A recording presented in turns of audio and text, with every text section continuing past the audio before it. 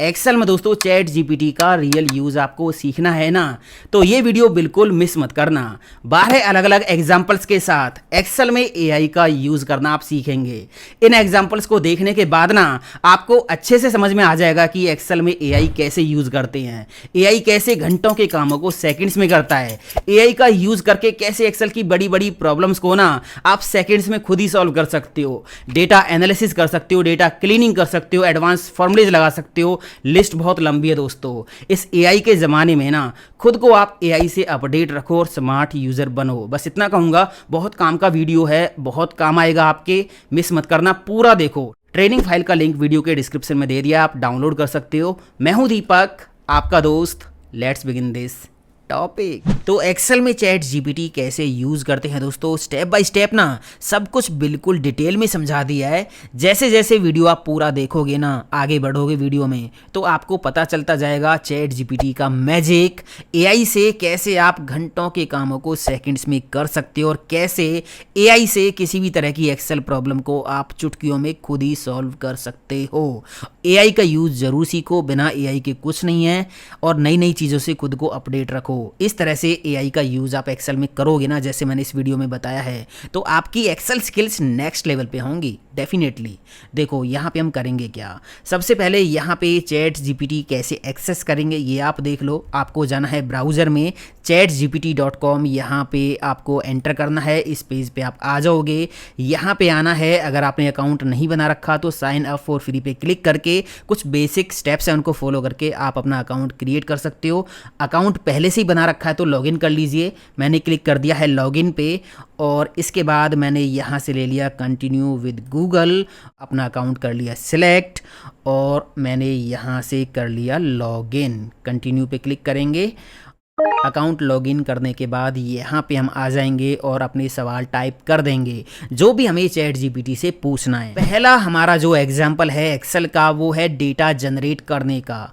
आपको कोई फॉर्मूला है जिसकी प्रैक्टिस करनी है, या कोई डैशबोर्ड बनाना है, या कोई पिवट टेबल बनानी है, तो उसके लिए पहले आपको चाहिए डेटा। अब डेटा होगा तभी आप इन चीज़ों की प्रैक्टिस कर सकते हो। डेटा नहीं है तो कहाँ से लेके आओगे, मैनुअली टाइप करोगे तो बहुत टाइम लगेगा।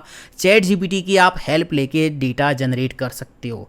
देखिए मैंने यहाँ पे प्रॉम्प्ट टाइप कर दिया, create a data set of 50 rows in Excel table format with student name, father name, gender, course, admission date, duration and fee columns, है ना। ये मैंने यहाँ पे प्रॉम्प्ट टाइप कर दिया है और इसको दे दिया। तो अब हम देखते हैं कि ये हमें क्या डेटा देता है बना के, है ना। तो इसने हमें एक डेटा दिया है बना के जिसमें ये सारे कॉलम्स हैं, और ये देखिए इस तरह से ये डेटा यहाँ पे बना रहा है ना। इसको हम कॉपी पेस्ट कर सकते हैं एक्सेल में, या फिर डाउनलोड भी कर सकते हैं एक्सेल सीट में। तो ये देखिए, है ना।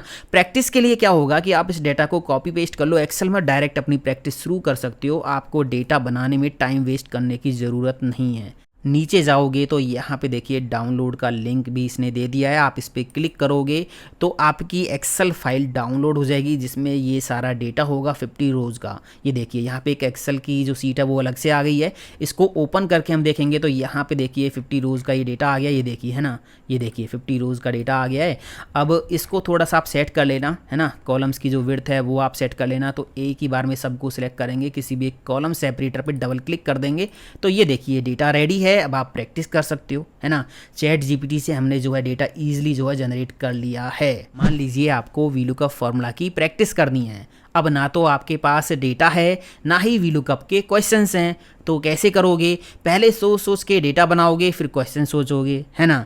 ऐसे में आप एक काम कर सकते हो, चैट जीपीटी की हेल्प ले सकते हो। चैट जीपीटी में हम गए, यहाँ पे मैंने टाइप कर दिया प्रॉम्प्ट, एक्सेल में मुझे वीलुकअप फॉर्मूला प्रैक्टिस करना है, डेटा सेट दो, एंड साथ में प्रैक्टिस के लिए कुछ क्वेश्चंस भी, है ना। ये सिंपल सा प्रॉम्प्ट मैंने दे दिया है।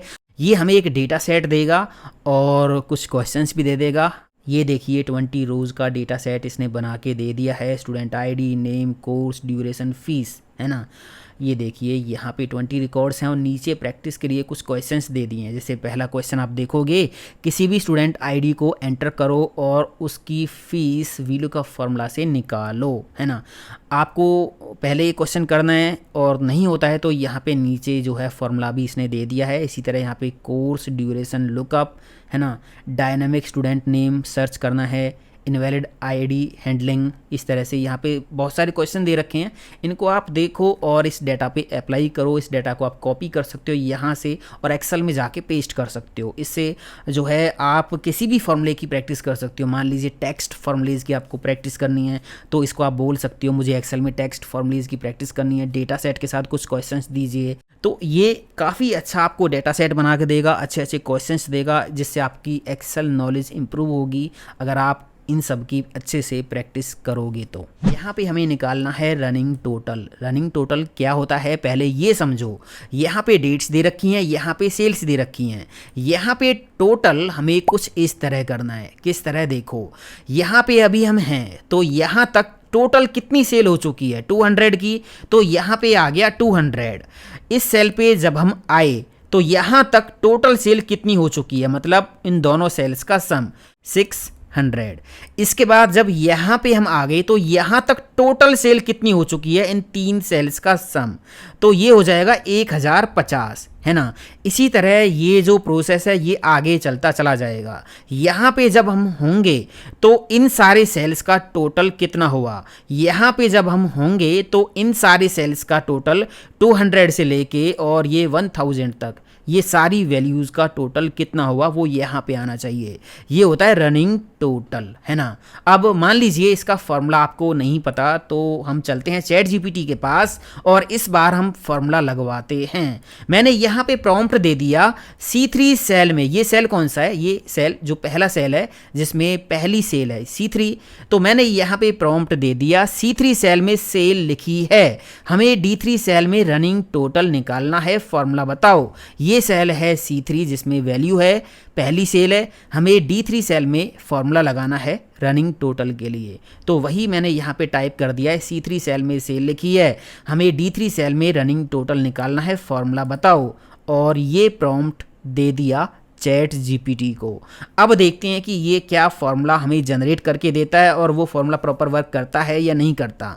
तो इसने हमें दिया है ये फॉर्मूला, ये देखिए सम का फॉर्मूला दिया है और यहाँ पे जो पहला सेल है वो लॉक है ना, ये दिया है। इसको कॉपी करेंगे और इसको यहाँ इस सेल पे जाके पेस्ट कर देंगे, इस तरह से एंटर प्रेस कर देंगे तो यहाँ पे अभी 200 आ रहा है। इसको जब मैंने नीचे ड्रैग किया तो देखिए 600 आ रहा है, सही आ रहा है ना। इसको नीचे मैंने ड्रैग किया तो यहाँ पे 1050 आ रहा है। इसी तरह से आप इसको पूरा ड्रैग कर दीजिए तो ये हो गया रनिंग टोटल, है ना दोस्तों। हमने चैट जीपीटी से पूछ लिया, इसने हमें फॉर्मूला बना के दे दिया ऑटोमेटिक, बस हमने फॉर्मूला कॉपी किया और अपनी एक्सेल सीट में जाके पेस्ट कर दिया। अब यहाँ से आप इसको पढ़ सकते हो, रीड कर सकते हो कि ये फॉर्मूला कैसे काम कर रहा है ना। ये तो सिंपल सा सम का फॉर्मूला है। इसमें हमने क्या किया है, जो पहला सेल है C3 इसको लॉक कर दिया है। बस इसको पकड़ के जब हम नीचे ड्रैग करते रहेंगे तो ये सेल लॉक हो जाएगा और जो अगले वाला सेल है ये नीचे ड्रैग होता रहेगा तो ये ऑटोमेटिक वही रेंज लेता रहेगा। यहाँ पे मैं डबल क्लिक करके आपको दिखाऊं, देखिए पहला सेल C3 जो है ये लॉक है। जैसे ही इस फॉर्मूला को नीचे हमने ड्रैग किया तो जो ये सेकेंड वाला सेल था ये C8 आ गया, यहाँ तक आ गया, है ना।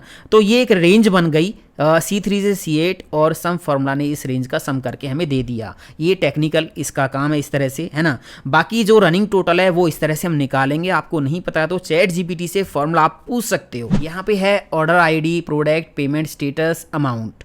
हमें क्या करना है, यहाँ पे हमें काउंट करना है पेड ऑर्डर्स कितने हैं, कैश ऑन डिलीवरी ऑर्डर्स कितने हैं।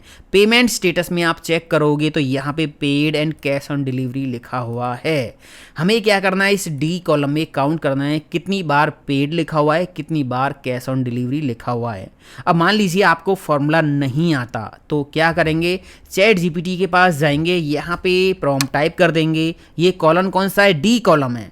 तो यहाँ पे मैंने सिंपल सा प्रॉम्प्ट टाइप कर दिया, डी कॉलम में काउंट करना है कितनी बार पेड लिखा हुआ है, फॉर्मूला बताओ। ये प्रॉम्प्ट मैंने दे दिया। अब ये फॉर्मूला जनरेट करके आपको दे देगा। ये देखिए काउंट इफ का फॉर्मूला लगेगा। इसको कॉपी करो और यहाँ पे डबल क्लिक करके इसको पेस्ट कर दो, एंटर प्रेस कर दिया तो 7 टाइम्स यहाँ पे पेड लिखा हुआ है। आप काउंट कीजिए, 3 ये रे 6 हो गए और 1 ये रहा 7 हो गए ना, इस तरह से। तो यहाँ पे आपने पेड काउंट कर लिया। इसी तरह कैश ऑन डिलीवरी आप काउंट कर सकते हो। आप यहाँ पे पेड की जगह कैश ऑन डिलीवरी लिख दीजिए मैनुअली, तो यहाँ पे कैश ऑन डिलीवरी वाले ऑर्डर्स काउंट हो जाएंगे। इस तरह से आपने चैट जीपीटी का यूज़ करके ये फॉर्मूला भी लगा दिया। यहाँ देखिए हमें क्या करना है, इस सेल में जो भी ऑर्डर आईडी हम टाइप करें ना, वो हमें यहाँ पे सर्च करवानी है। मिल जाए तो इसके सामने जाके पेमेंट स्टेटस से वैल्यू निकाल के हमें यहाँ पे लानी है। इसके लिए फॉर्मूला कौन सा लगेगा? अब फॉर्मूला मान लीजिए आपको नहीं पता तो आप पूछ लीजिए चैट जीपीटी से। प्रॉम्प्ट में मैंने पूरी गाथा टाइप कर दी है। यहाँ देखिए ये जो डेटा है ये कहाँ से कहाँ तक है, B2 से लेके E14 सेल तक हमारा डेटा है। यहाँ पे मैंने टाइप कर दिया B2 से E14 सेल्स में डेटा है, जिसमें order ID, product, payment status and amount columns हैं। अब हम B18 सेल में जो ऑर्डर आईडी लिखें उसका पेमेंट स्टेटस C18 सेल में हमें निकालना है। फॉर्मूला बताओ, है ना। पूरी डिटेल में प्रॉम्प्ट मैंने टाइप कर दिया है और दे दिया चैट जीपीटी को। अब देखते हैं कि ये कौन सा फॉर्मूला हमें यहाँ पे लगाने के लिए बोलता है।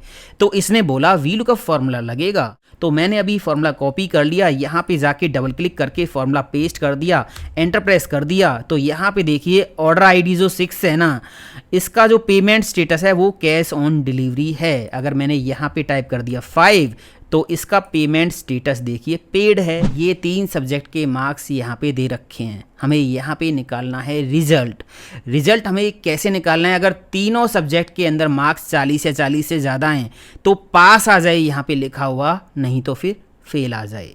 अब फॉर्मूला मान लीजिए आपको नहीं पता, चैट जीपीटी के पास जाएंगे, प्रॉम्प्ट हम टाइप कर देंगे एक्सेल फॉर्मूला दो जो तभी पास लिखे जब, इसके बाद हमने कंडीशंस दे दी हैं। पहली कंडीशन दी है B3, ये सब्जेक्ट 1 के जो मार्क्स हैं ये कौन से सेल में है, B3 greater than equal 40 comma, फिर अगले सेल के marks C3 greater than equal 40 comma, फिर तीसरे सब्जेक्ट के marks D3 greater than equal 40 हों, नहीं तो फेल लिख दे। समझ आ गया?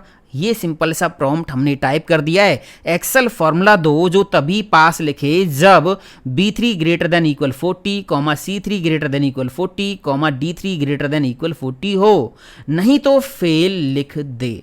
ये सिंपल सा प्रॉम्प्ट हमने टाइप कर दिया। जो भी आपको करवाना है ना, फॉर्मूला जैसा भी चाहिए आपको, डिटेल में आप प्रॉम्प्ट लिखो, आपको सही रिजल्ट मिलेगा।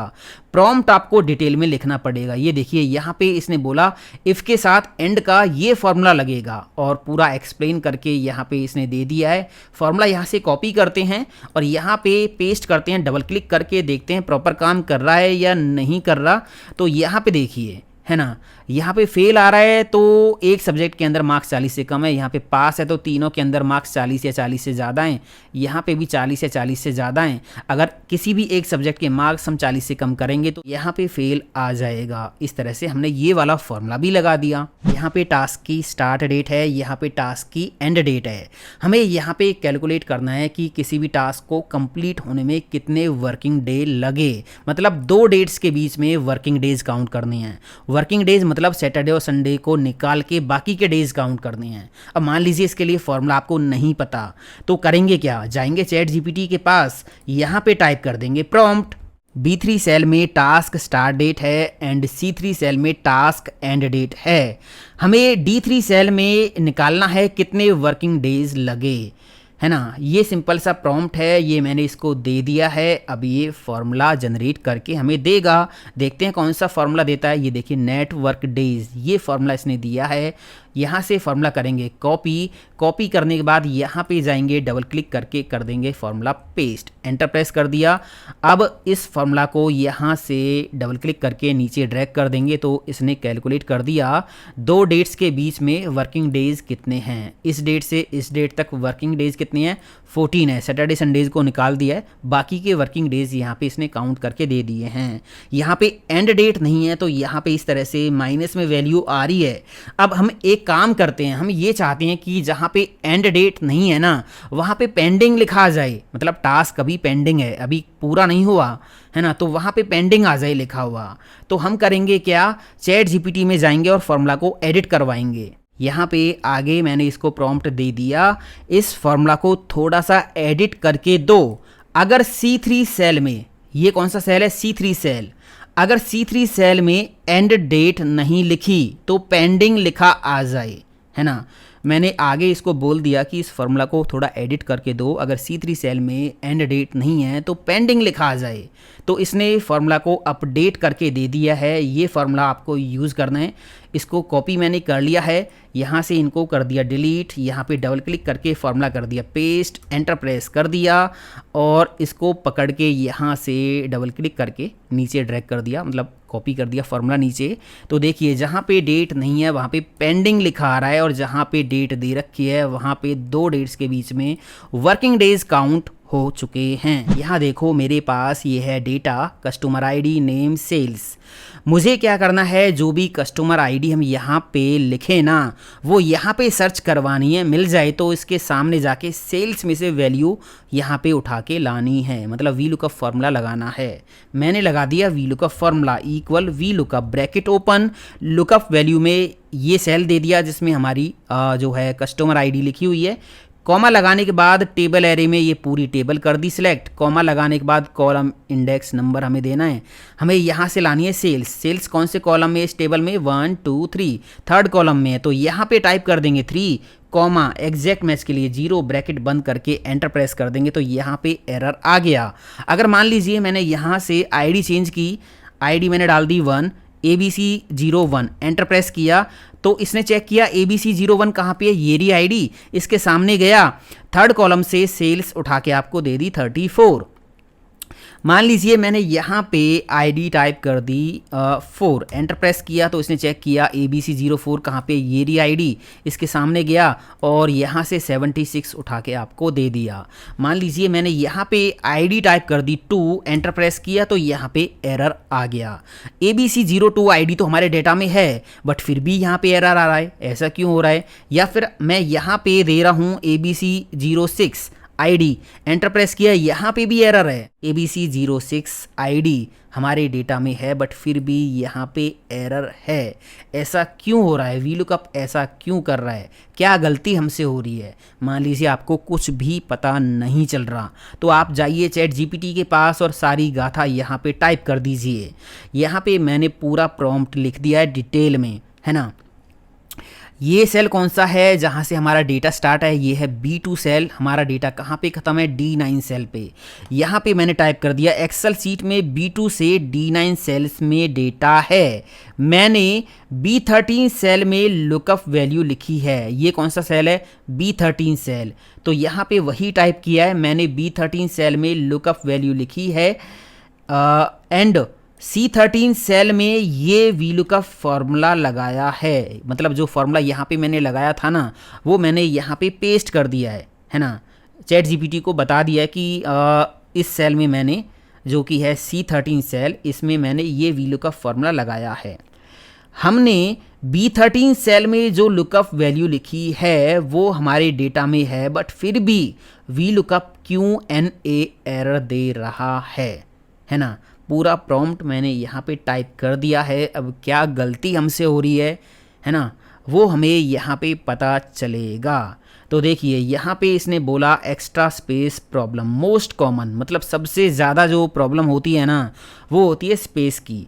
B13 या B3 से B9 में स्पेस जो अनवांटेड स्पेस हो सकते हैं, स्टार्ट में, एंड में या कहीं पे भी, है ना।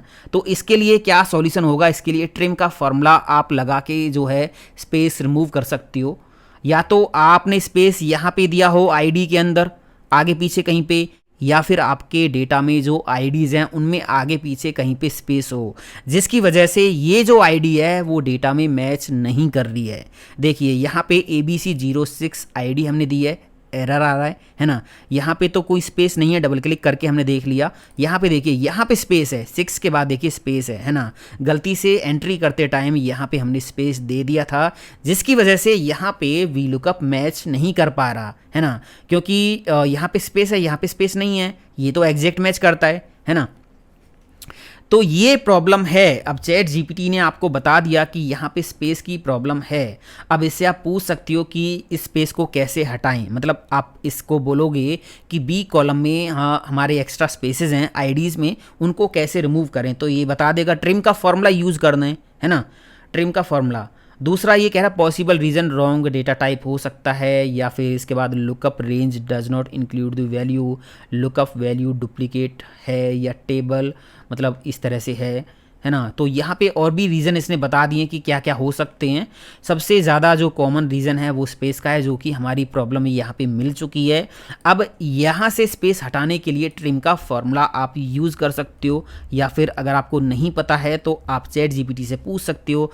बी कॉलम में जो आईडीज़ हैं उनमें एक्स्ट्रा स्पेस है, उनको हटाने के लिए फार्मूला बताओ, वो फार्मूला बता देगा आपको। सिंपल सा फार्मूला इक्वल ट्रिम, ये पहली आईडी आपने इसमें दे दी, एंटर प्रेस कर दिया। यहाँ पे हम करेंगे क्या, इसको पकड़ के नीचे ड्रैग कर देंगे। अब इनमें जो भी एक्स्ट्रा स्पेस है बाद में वो हट गया है यहाँ पे, अभी ये दिखाई नहीं देगा। आप एक काम कीजिए, कंट्रोल सी से यहाँ से इनको कॉपी कीजिए और यहाँ पे इनको पेस्ट कर दीजिए as a value. As a value paste करने की शॉर्टकट की होती है कंट्रोल शिफ्ट वी, बस काम हो गया। यहाँ से इनको डिलीट कर दीजिए। अब आपने एक चीज़ नोटिस की हो तो यहाँ पे देखिए, जैसे ही मैंने वैल्यूज़ को यहाँ पे पेस्ट किया ट्रिम करके, तो यहाँ पे ABC06 की जो सेल्स है वो भी आ गई है ना। अगर मैं यहाँ पे टाइप करूँगा 2, तो 2 की जो सेल्स है वो भी आ रही है 54, ये देखिए, क्योंकि अब 2 के बाद भी कोई स्पेस नहीं है, 6 के बाद भी कोई स्पेस नहीं है।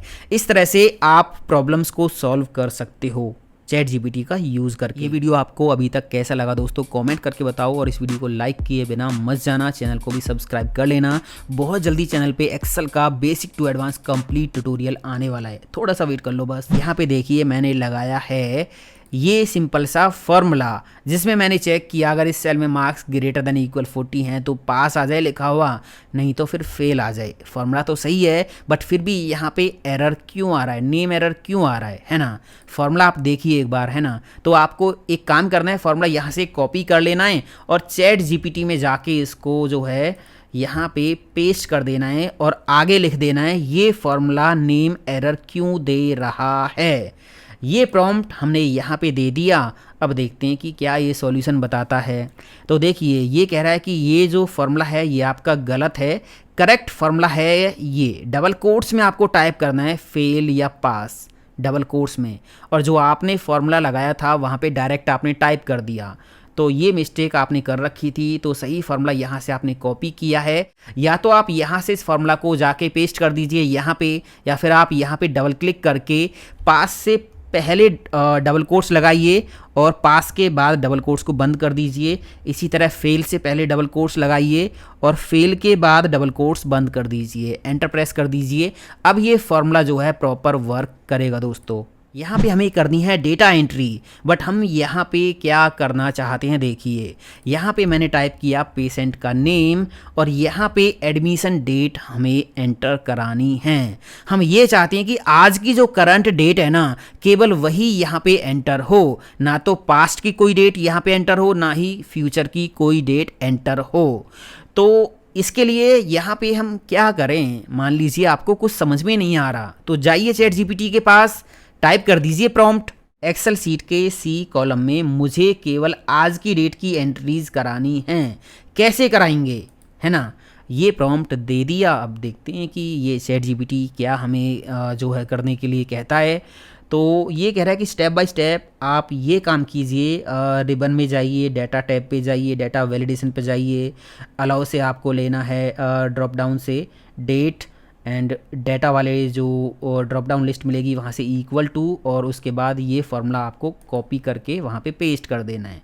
ये स्टेप्स हैं, इनको आप फॉलो कीजिए। मतलब डेटा वैलिडेशन आपको लगाना है, कॉलम कर लिया सिलेक्ट, डाटा में जाएंगे, डाटा वैलिडेशन पे क्लिक करेंगे, अलाउ से लेंगे डेट एंड यहाँ से ले लेंगे इक्वल टू, एंड यहाँ पे फार्मूला पेस्ट कर देंगे जो चैट जीपीटी ने हमें दिया है टुडे का फार्मूला, ओके कर देंगे। अब देखिए यहाँ पे आज की जो डेट है 19/6/2025, ये आज की डेट है, ये ही आप एंटर कर सकते हो। इसके अलावा मान लीजिए आपने यहाँ पे टाइप की प्रीवियस डेट 18/6/2025, ये एंटर नहीं होगी। ये देखिए यहाँ पे एरर आ गया, ये एंटर नहीं होगी। मान लीजिए आपने यहाँ पे जो है 20 डेट एंटर करने की कोशिश की, जो कि नेक्स्ट डे की है, ये भी एंटर यहाँ पे नहीं होगी। केवल यहाँ पे आज की डेट जो है वही एंटर हो पाएगी। 19 यहाँ पे आप टाइप करोगे तो ये डेट यहाँ पे एंटर हो जाएगी, है ना।